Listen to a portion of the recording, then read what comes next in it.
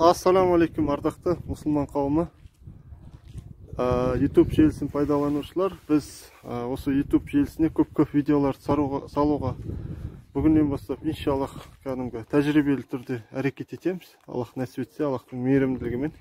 Мына жерге навес ең алғашқы сөзден болсын, мына жерге навес құрастырамыз иншаллах. Навес односкатный бір шетке қарай ағатындай дәрежеде болады. Сосын тіп-тіке болмайды да, шамалы шеңберленген күйі болады. Мынадан тұр ғой, одан бұлай шеңберленіп төмен қарай түсетіндей пасонда навес құрастырып жатырмыз. Енді қазіргі түрін жаттап алыңыздар, жай видеоны бөліп түсіруге әрекет етемін. Достар, сосын YouTube желісін, біздің Қазақ білсін каналын ары қарай дамытуға өз үлестеріңізді қосып жіберсеңіздер, Аллах субхана тағала разы болсын. Так, темір шатырларымыздың шаруасы. Жалпы ферманың асылып тұратын негізгі несуші фермасы қойылды. Сосын екі ферма екі шеттен диагоналдап қойылып жатыр.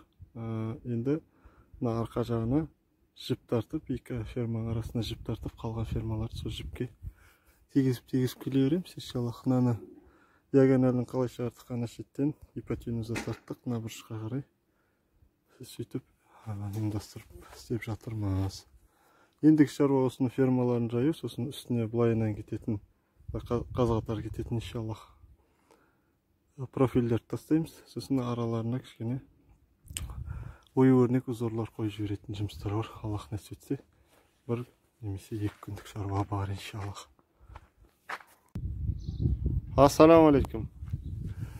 Бізде видеомызды деген бір уақытта түсірмейміз, әр күннен түсіргендіктен осы сізге сәлем болсын.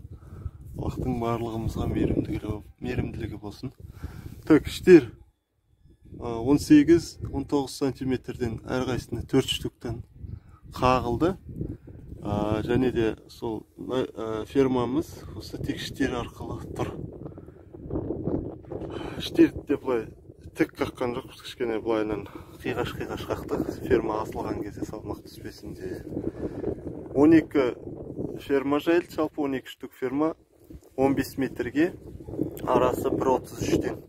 Және де мына полосаларды байқап отырсыз ғой, арасы 1 метр 9 сантиметрден 8 штук жайылады. Алла нәсіп етсе, 1, 2, 3, 4, 5, 6, ар жағына 2 штук жайылады.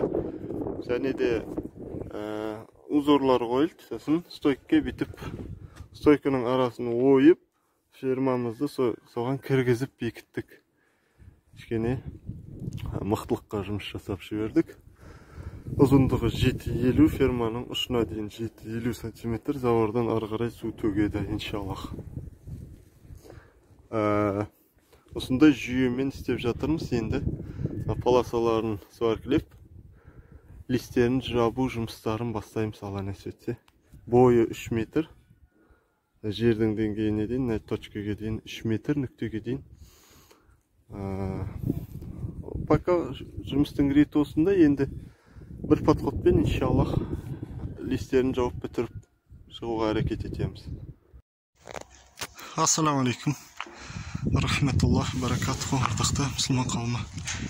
Аллахтың мейірімділігімен так бір таза жұмыс күні, 10 күн арнап осы навесімізді бітірген болатынбыз. Байқап отырсаңыздар, историяларда әрбір сәттерін видеоға түсіріп, осынша шаруаларды өзіңізбен қуана бөлісіп жүрген күндер бар, алхамдулилля.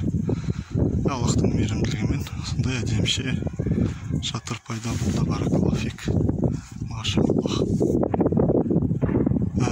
Енді материал құнын басын есептеп бастадым, материал қанша кеткен. Жаңа менің посттарымда да бар ғой, осы материалның өлшемі бірлігі. Содан плюс-минус 50 мың ойнады аз. Осы 15 метр үйдің ені, бұлай су ағатын бөлігі.